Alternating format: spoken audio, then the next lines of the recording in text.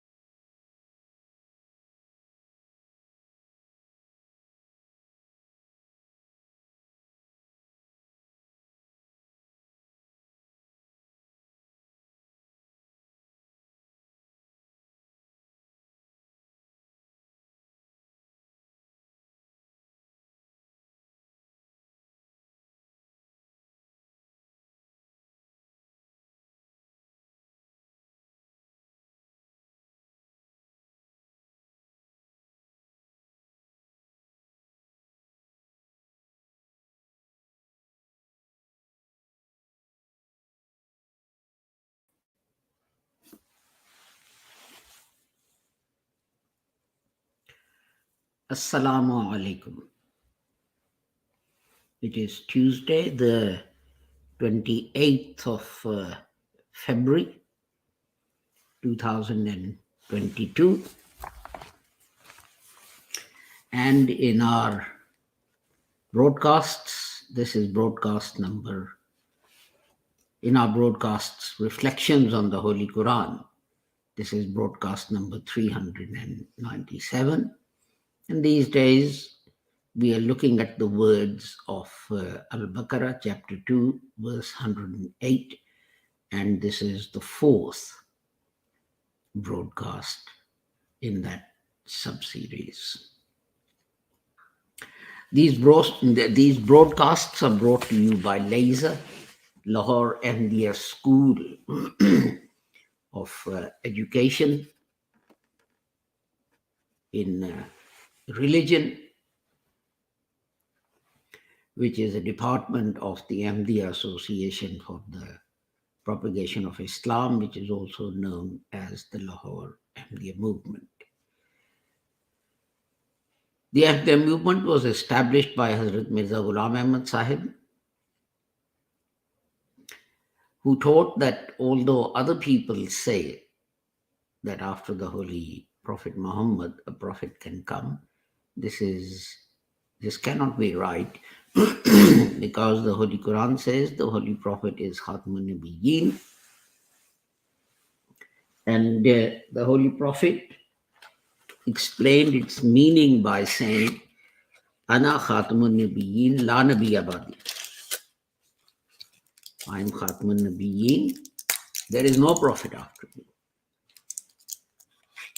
So now no prophet can come, whether it's an old prophet or a new one or whatever.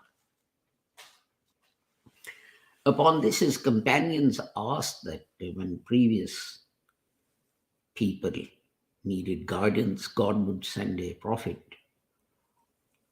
What will happen to the Muslims? And the Holy Prophet ﷺ explained that God will raise for them mujaddids or reformers. So there'll be no prophets, but reformers will carry out any guidance, any reform that is needed. This is why we say Hazrat Mirza Ghulam Ahmad Mujaddid Sajjardhan. But Hazrat Sahib also explained that the ahadith which speak of the coming of a Messiah and Mahdi are referring to two aspects of a Mujaddid's work. These are not two distinct and separate personalities. And he explained that he was that Mujaddid. And this is why we say Hazrat Mirza Ghulam Ahmad Mujaddid Sajjad, Mujaddid of the 14th century, Masih Maud, the promised Messiah, Mahdi Mahud. That he was the Messiah and Mahdi does not elevate him above being a Mujaddid. And Hazrat Mirza Ghulam Ahmad explained that many Muslims believe that parts of the Quran are abrogated, or some prophetic revelation which the Holy Prophet received is not included in the Holy Quran, and so on. And he said two things. One, he said that when God has said that he is responsible for protecting the Holy Quran, then how can anything in it be abrogated or cancelled, or how can anything be missing from it? But he made a more fundamental point, and that was that because we take our sources of Islam in the wrong order, this is what leads to this confusion. Most people say Hadith comes first, and if there's a contradiction between the Hadith and the Holy Quran, you reject the Holy Quran. Hazrat Mirza Ghulam Ahmad Sahib Rahmatullah Alayhi said that this is not correct. The Holy Quran comes first. And then comes the Sunnah, or the actions of the Holy Prophet Muhammad. And then come a Hadith, sayings of the Holy Prophet Muhammad. And then other things. And if you follow that sequence, everything becomes clear. The Holy Quran says that Jesus died. So no prophet can now come. End of story. You don't have to make up unbelievable explanations and so on to make him go up to heavens and come back again. It's simple. The Quran says to Jesus, I'll cause you to die. End of story. And Hazrat Mirza Ghulam Ahmad also said that jihad is a fundamental duty of every Muslim. As the Holy Prophet Muhammad sallallahu alaihi wasallam said, when returning from fighting, that Muslims are returning from the minor jihad, the minor struggle, to the major jihad or major struggle, which he explained was jihad bin nafs, a struggle with your own greed and enmity and dishonesty and propensity to lie and 1,000 other things. That is the real jihad. But Hazrat Mirza Ghulam Ahmad also said that although these are points of disagreement, it doesn't mean to say that people who believe in the kalima can call each other kafir. He pointed to the saying of the Holy Prophet Muhammad that if one reciter of the kalima says to another, you are a heretic, you are a kafir, then it is the person saying who's excluded from Islam. So we must stop this. And while disagreeing, treat each other with respect and with love. So, let us turn to the verse of the Holy Quran, chapter 2, verse 108. أعوذ بالله من الشيطان الرجيم بسم الله الرحمن الرحيم أم تريدون أن تسألوا رسولكم كما سئل موسى من قبل ومن يتبدل الكفر بالإيمان فقد ضل سواء السبيل. And its English translation is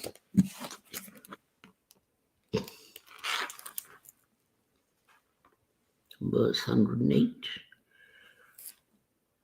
Rather, you wish to put questions to your messenger, as Moses was questioned previously. And whoever adopts disbelief instead of faith, he indeed has lost the right direction of the way. Today we are going to look at two words. The first one is min and the next one is qablu. So let me turn to my notes on the Quran, which appear to have disappeared somewhere. Trouble is, I have so many windows open, they're probably hiding somewhere. There we are. Now, min is easy. It's a preposition and it means from.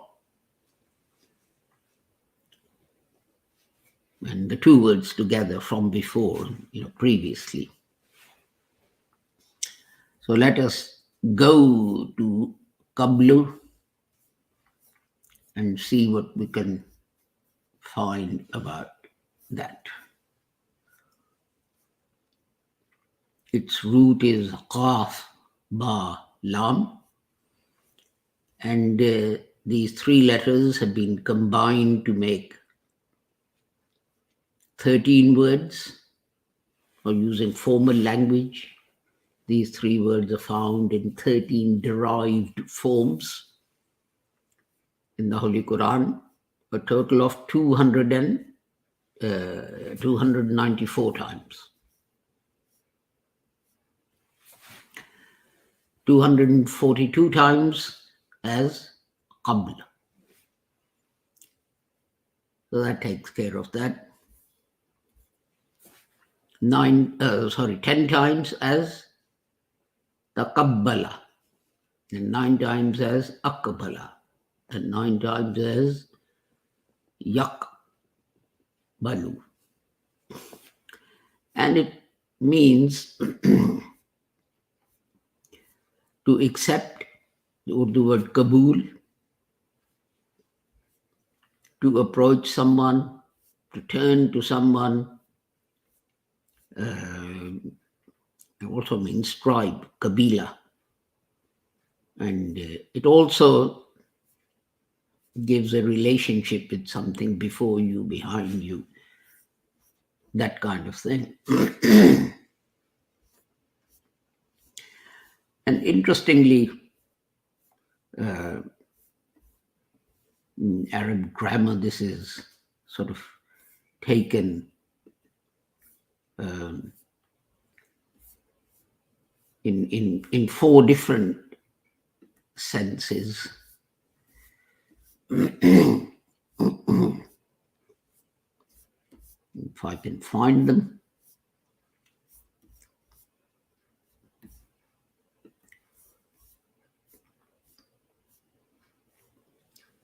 Well, before that, actually, it is an antonym of ba'du, qablu, ba'du. And a simple way of is before and after. So, but it can be used, it is used in 4 different ways. One is location, and that is, if you're going from, I don't know, from Swindon to Heathrow Airport,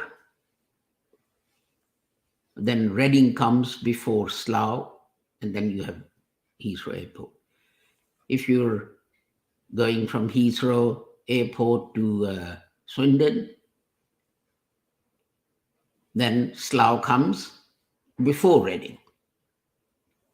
So what is before and what is after depends on the direction, because you are direction is involved. I'm not saying that vector analysis in mathematics is derived from this idea, but it uses the same idea, the idea of direction, in which way. So that is according to location. And then there is according to time. For example, Abdul Malik was a Khalifa, but he came before Mansur, who was another Khalifa. So you could say Abdul Maliki Ablal Mansuri. That Abdul Malik's time was before Mansur's time. And in the sense of time, it's used in many places in the Holy Quran. Falima taqtuluna anbiya Allahi min qabl. Chapter 2, verse 91, which we dealt with a few weeks ago. Then previously, then at earlier times, why did they kill prophets? Taqtuluna, kill Anbiya, prophets. And then you can have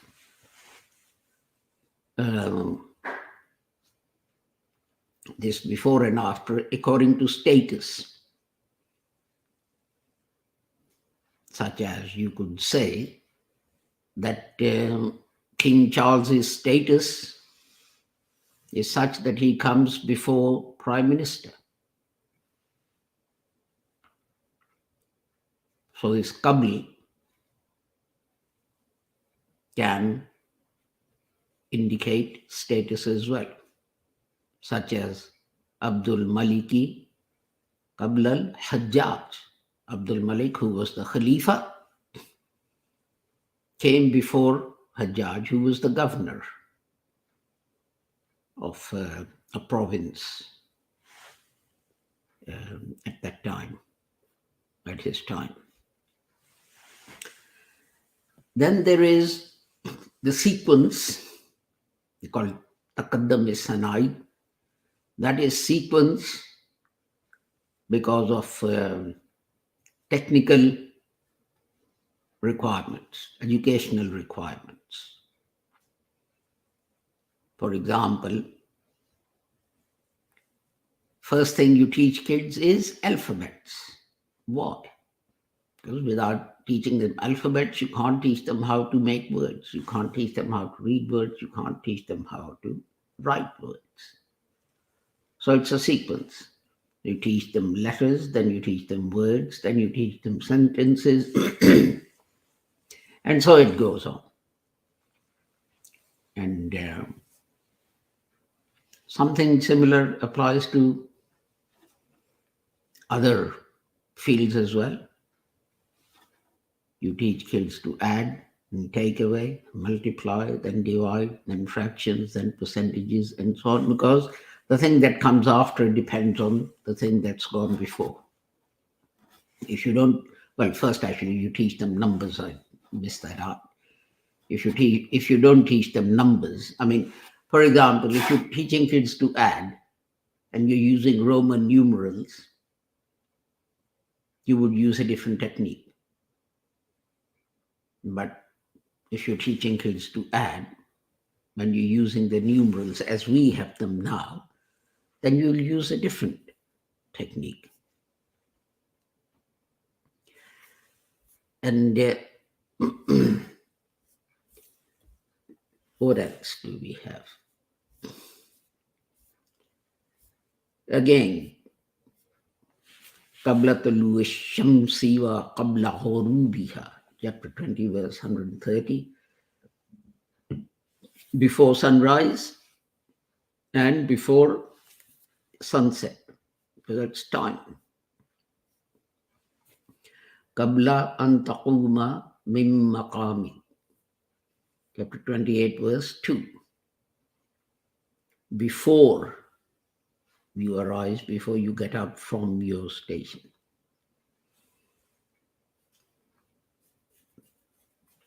Again, that's time. Utul Kitaba min qabla, chapter 57, verse 16. The previous ones were given books in the sense of guidance and so on. And interestingly,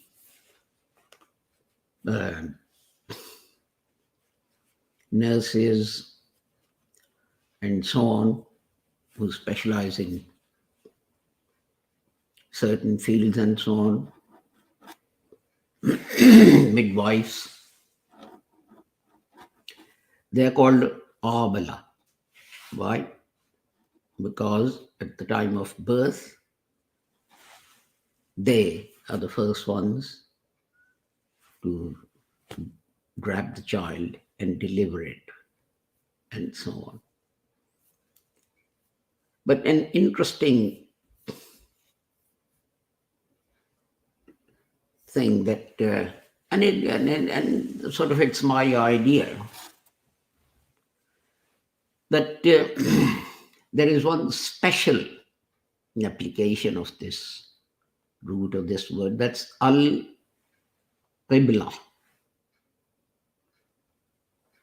Now, al-qibla actually means direction, but we usually use it to mean the direction in which we pray, which, the direction we have to face for prayers and so on. And we should keep that in view. And as a summary, before I go to the detail, I would suggest the fact that we face a particular direction means that God is telling us that we must keep in view, we must keep in mind a certain idea, a certain concept. You see, I mean, if you're talking about justice, for example, okay, what do people say? I'll turn to the courts. And certain courts have a special place in whatever country you live in. In United Kingdom, it's Old Bailey. You turn to Old Bailey to get justice. Now, what turning to one particular concept and thing does is that if every person who believes in it turns to it and acts in accordance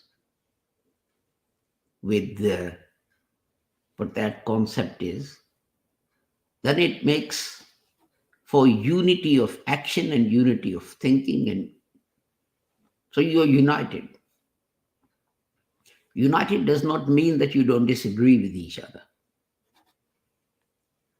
But united means that once you've decided something, you act as one body to implement that, whether you agreed with it or whether you didn't agree with it. I mean, in the UK, an example would be Brexit.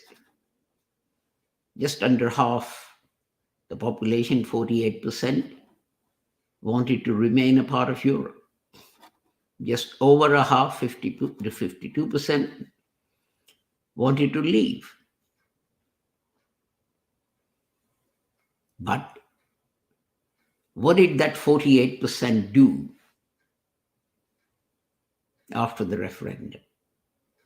They didn't kick up a fuss.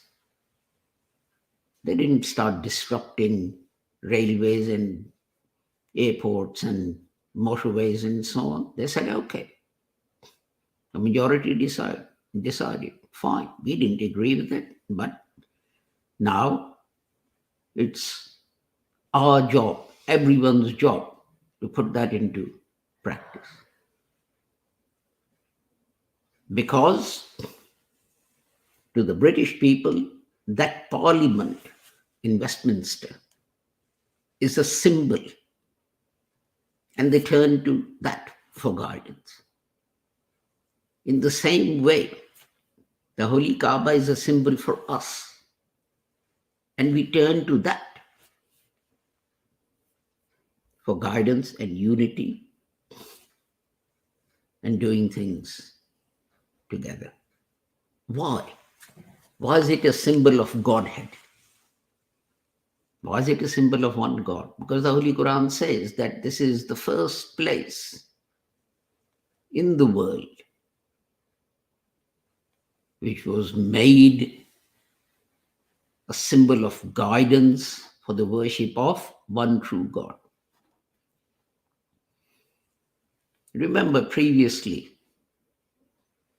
your king was the god, or you had many gods, god of war and god of sun and a god of rain and so on.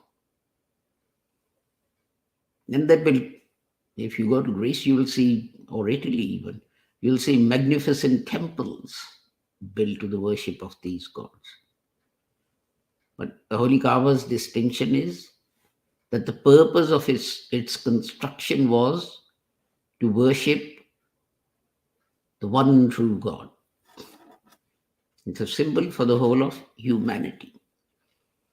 And another distinguishing thing of Kaaba is that God says, whoever enters the Kaaba,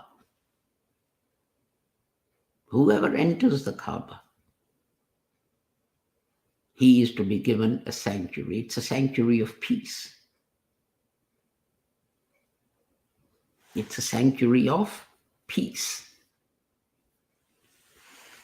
But yes, people take this literally, and they say, if you go into Kaaba, then they can't kill you and they can't attack you and so on. Yes.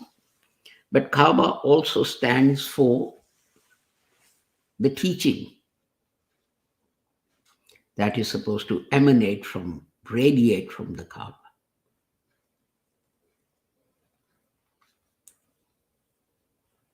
And that is what gives you the sanctuary of peace. It gives you peace because you're not then tempted by the greed and everything else of this world. So you're at peace here. And then it gives you peace in the hereafter as well.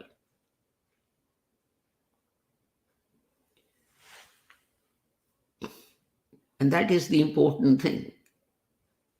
Now let's expand that. That means that all those who've entered Islam as a first step as a first step, that should provide peace to everyone else who's entered Islam. If you don't, you're violating the Kaaba. But what do we see? We see one sect burning the mosques of another sect. We see one sect killing the people of another sect, and so on. Does it tie up with this verse of the Holy Quran that whoever enters it, he has protection, he is at peace, he is safe from all difficulties and problems? No, it's not. So when we are violating the teachings of the Holy Quran and the Holy Prophet Muhammad sallallahu alaihi wasallam with such impurity, then why do we then make a very innocent face and ask, but why are Muslims in the state that they're in? We are in the state that we are in because we have violated the sanctity of Kaaba. There are two Kaabas, if you see what I mean. One physical one in Makkah and a spiritual one that emanates from that physical Kaaba. Although we take our shoes off and we bathe and we perform the wuzu and we wash our feet and all this kind of thing to show sanctity of the physical Kaaba, but we show no respect for the spiritual Kaaba. And that is the sad thing, that we haven't understood why it's so important to face in that one direction 5 times a day. Because 5 times a day, you're supposed to remind yourself that every other human being, every other Muslim is safe from your hand. But that thought doesn't even enter our heads. We've slightly gone over our time, so with the prayer that whoever you are and wherever you may be, may Allah keep all of you safe and sound and free from harm. Inshallah, we'll meet again tomorrow.